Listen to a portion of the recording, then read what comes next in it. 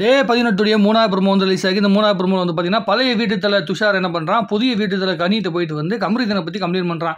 இவர் இதை பண்ணுறதுல அதை பண்ணுறதுன்னு ஒரு கம்ப்ளைண்ட் பண்ணுறான். பண்ணதுக்கு அப்புறமேட்டு கமருதீன் வந்து எதுக்கு தேவையில்லாத என்னோட பிரச்சனையை வந்து பேசிட்டு இருக்கிற அப்படின்னு சொல்லிட்டு என் பக்கத்தில் நிற்காத போடா அப்படின்னு வந்து விரட்டுறான்னு சொன்ன உடனே வந்து துஷார் எதுக்கு தேவையில்லாத விஷயங்கள்லாம் பேசிட்டு இருக்கீங்கன்னு சொல்லிட்டு ரெண்டு பேருக்கும் கைகலப்பு வந்துறது முதல்ல பிக் பாஸ் ஹவுஸுக்குள்ளே ஒரு கைகலப்பு வந்து நடந்திருக்கிறது. இந்த கைகலப்பு எந்த இடத்தை நோக்கி நகர்த்த போகிறது, இது வந்து இந்த வாரத்துக்கான நல்ல கண்டென்ட்டாக இருக்குமா அப்படிங்கிறத வந்து பொறுத்து வந்து பார்க்கணும். கைகலப்பு நடந்த பிறகும் கூட இதை பற்றி ஒழுங்காக பேசாமல் ஒரு மனுஷன் இருப்பார். அவர் தான் பார்த்தீங்கன்னா விஜய் சேதுபதி. அப்படிங்கிறது கைகலப்பு அப்படிங்கிறது வந்து நீங்கள் நினச்சிட்டு இருக்கீங்க. நான் வந்து 2012 வந்து ஒரு படம் நடிச்சிட்டு இருக்கும்போது சக நடிகர் வந்து என் மேலே வந்து கை வச்சிட்டார். அப்போ நான் என்ன பண்ணேன்னா அன்பாலேயே வந்து அவனை திருத்தினேன் அப்படிங்கிற மாதிரிலாம் விஜய் சேதுபதி பேசிகிட்டு இருப்பார்னு நினைக்கிறேன். அவர் வந்து இதுக்கும் ஹார்ஸாக பேசாமல் இதையும் உட்காந்து வேடிக்கை பார்த்துட்டு இருந்தாருன்னா அப்புறம் என்ன தான் வந்து பிக் பாஸ் வந்து ஹவுஸுக்குள்ளே அவர் இருக்க போகிறார் அப்படிங்கிறது நமக்கு வந்து தெரியல. ஸோ ஆக இந்த வாரமாவது விஜய் சேதுபதி இந்த ஒரு கண்டென்ட் எடுத்துகிட்டு வந்து பேசுவார் அப்படிங்கிற நம்பிக்கையோட நம்மளும் வந்து பார்த்திங்கன்னா காத்துட்டு இருக்கிறோம். ஸோ வெள்ளிக்கிழமை நாளைக்கு வந்து இதை விட பெரிய சம்பவங்கள் நடக்கிறதுக்கான வாய்ப்புகள் மிக அதிகமாக இருக்கும். அதை நோக்கி வந்து நம்ம நகர்றோம்.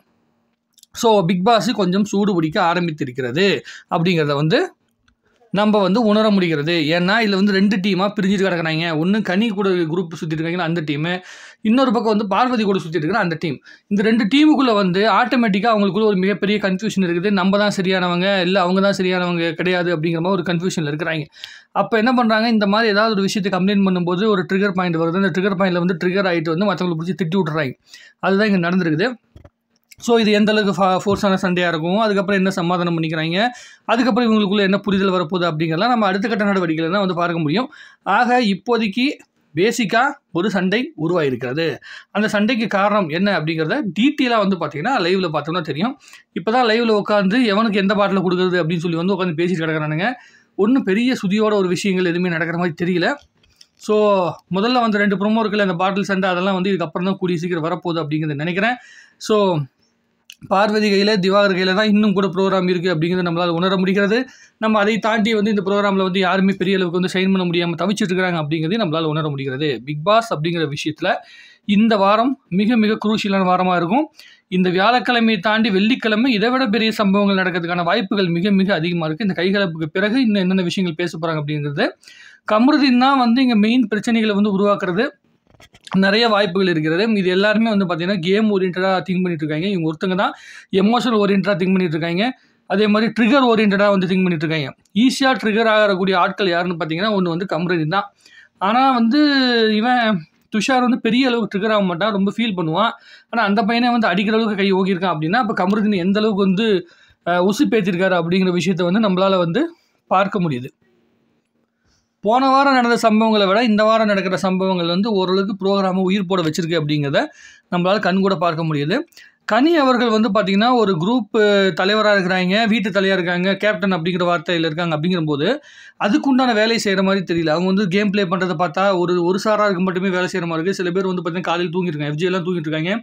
எஃப்ஜேக்கு வந்து ஃபேவர் பண்ணுற மாதிரி இருக்குது. ஆப்போசிட் இருக்கிறவங்களை வந்து பார்த்திங்கன்னா எதுக்கிற மாதிரி தெரியுது. இது என்ன விஷயம்னா, ஒரு வீட்டு தலை அப்படிங்கிறவங்க பொதுவானவங்களாக இருக்கணும், தனக்கு பிடிச்சவங்களுக்கும் நியாயமாக இருக்கணும், பிடிக்காதவங்களுக்கும் நியாயமாக இருக்க வேண்டிய அவசியம் இருக்குது. ஏன்னா அதோட பொறுப்போட வீரியம் வந்து அவ்வளோ பவர்ஃபுல்லாக இருக்கும். ஆனால் கனி அவர்கள்ட்ட அந்த பொறுப்பு உணர்வு கொஞ்சம் கம்மியாக இருக்கிற மாதிரி தெரியுது.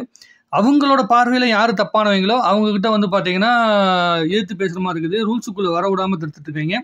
அதே மாதிரி ஹவுஸ்மேட்ஸும் வந்து பார்த்திங்கன்னா அந்த ரூல்ஸுக்குள்ளே அடங்குற மாதிரி தெரியல. அவங்களும் அவங்கவுங்களுக்கு என்ன பிடிச்சிருக்கோ அதை மட்டும் தான் பண்ணிட்டு இருக்கிறாங்க. அப்படிங்கிறது தான் இதுக்குள்ளே சரியான ஒரு பிளாட்ஃபார்முக்குள்ளே வர முடியாமல் தடுக்கிறதா இருக்குது. எப்படி வாரம் வந்து தண்ணி இல்லாமல் வந்து தவிச்சிட்டு இருந்தாங்களோ அதே மாதிரி சோறு இல்லாமல் ஒரு டைம் தவிக்க வேண்டிய கட்டாயம் வரும். அப்போ பசி அப்படிங்கிற ஒரு விஷயம் இவங்க எல்லாருக்குமே பிக் பாஸுக்குள்ளே நம்ம சர்வே பண்ண தான் வந்திருக்கோம் அப்படிங்கிறது உணர வைக்கும்னு நினைக்கிறேன். அப்போ சாப்பாட்டு மேலே கை வச்சாதான் இவங்க திருந்துவாங்க. அது வரைக்கும் இவங்களுக்குள்ள 3 வேளை சோறும் கிடச்சிக்கிட்டு 3 வேளை தண்ணியும் கிடச்சிக்கிட்டு ஜாலியாக இருந்தாங்கன்னா இவங்களுக்கு இந்த மாதிரி தான் வந்து உரண்டெழுத்துக்கிட்டு இருக்கிறது தான் தோணிகிட்டு இருக்கும் அப்படிங்கிறது தான் நமக்கு தெரிஞ்சுது. உங்களுக்கு என்ன தோணுங்கிறது நீங்கள் தாராளமாக கமெண்ட் எழுதுங்க. அதுக்கப்புறம் லைவில் பார்த்துட்டு டீட்டெயிலாக உட்காந்து பேசுவோம். நன்றி, வணக்கம்.